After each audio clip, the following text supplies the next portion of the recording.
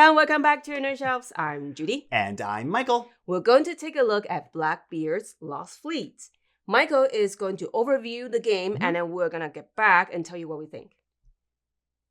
Blackbeard's Lost Fleet is a deck-building, worker placement board game with a subtle area control mechanic.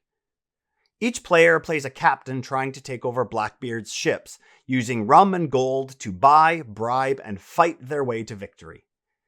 The player who gains control of enough of Blackbeard's ships, depending on player count, instantly wins an epic victory.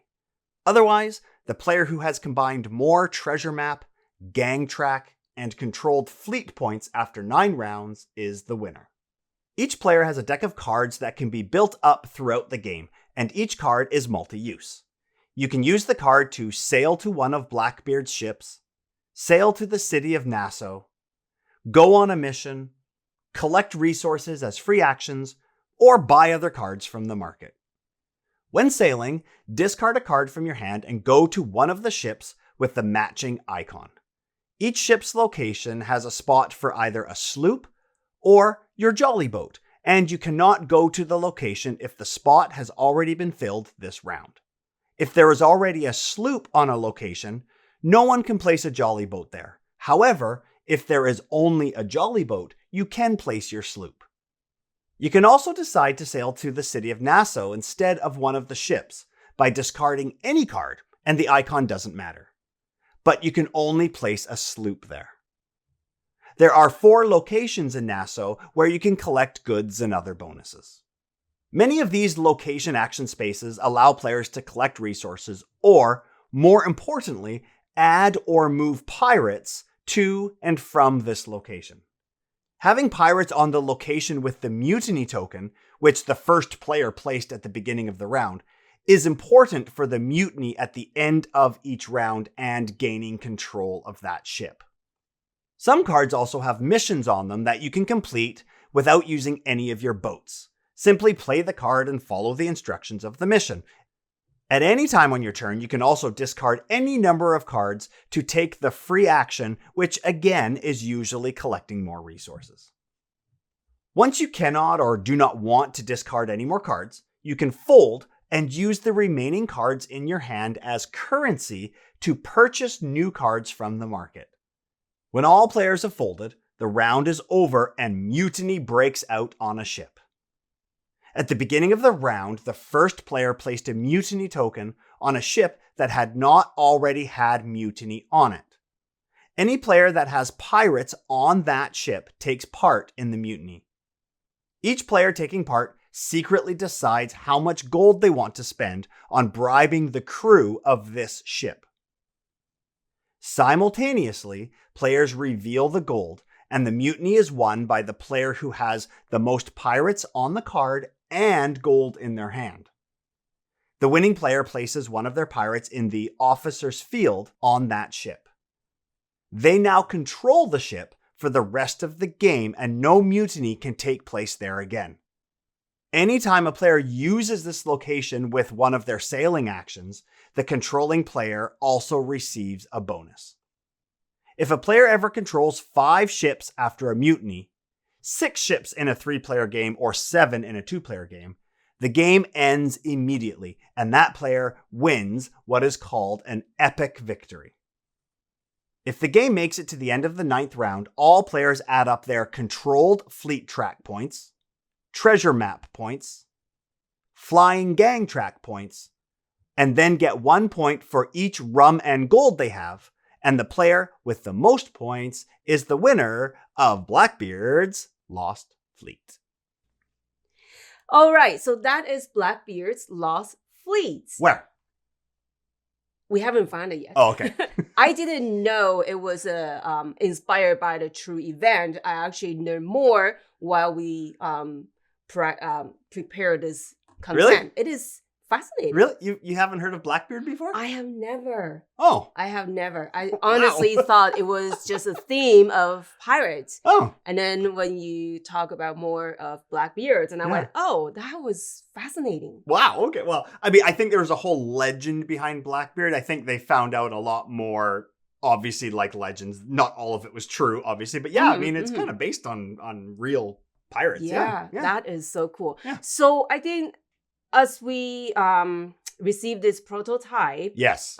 this is very basic prototype. Yes. So some things might change with the actual release. Yeah. Yeah. So it's not quite what you're looking at, I'm pretty sure. However, some of this is, I've never seen quality quite like this in games before. Like those wooden treasure chests are pretty top notch, like real woodworking quality here. They actually had to take some time to handcraft those components. Yeah. Again, I'm not sure if that's what the final product is going to be. Yeah.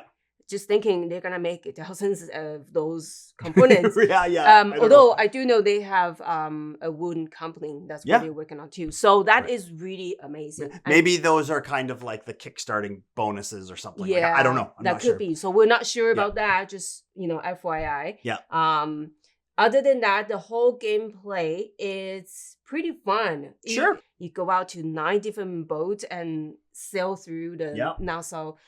It is cool. It is cool. It's very cool. Yes, it's a basic deck builder, just like all deck builders where you start with your basic cards that everybody starts with. But what's different about this one that isn't in a lot of deck building is we all start with the same pirates in our hand. Yes. But we remove some that we want, so you don't know which cards I have. Yeah. We may have some that are different and we may have some that are the same.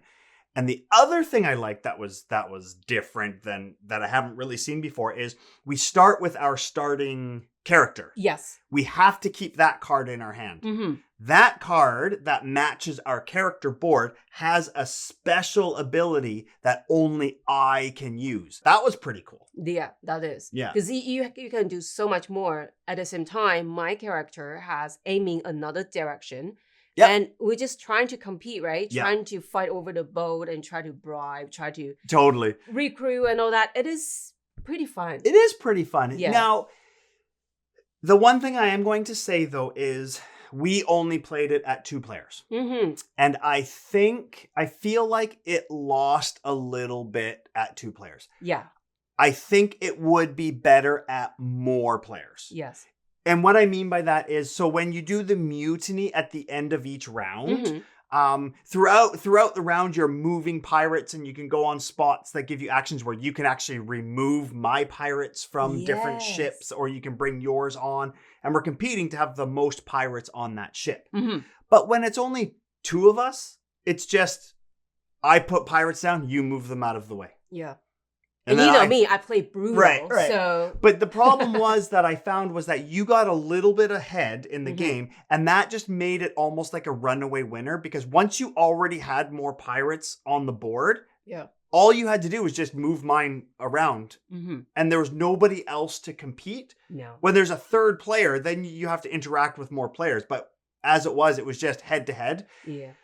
I mean, in more plays, maybe we could fix that, but I did feel like it was missing something with more players. Yeah, it's almost like I'm picking on you on purpose, which I might be. Who knows? Well, that's fair, and I'm picking on you, but I just it's going to be a very different game when you add more players. I think so. The vibe will be different, and you're kind of distracted with different players, and you want to try to beat the other 2 to fight over. It's gonna be completely and different. If you're competing against another player, maybe I'll just sneak off and go do something completely different. Maybe I'll go up the treasure track instead, or something like that. Yeah, mind you, you're gonna get rid of some cards that I still hold on to. Yeah. And with more player, who knows? It will be very, very competing. Yes. Now, the other thing I really like is about the cards is I love cards or card games where each card is multi-use. Yes. And these cards, there's basically 4 things you can do with each card. You can use the icon to sail to one of the ships with the matching icons. You can just use any card to sail into Nassau, the city, with the 4 tracks. Yeah.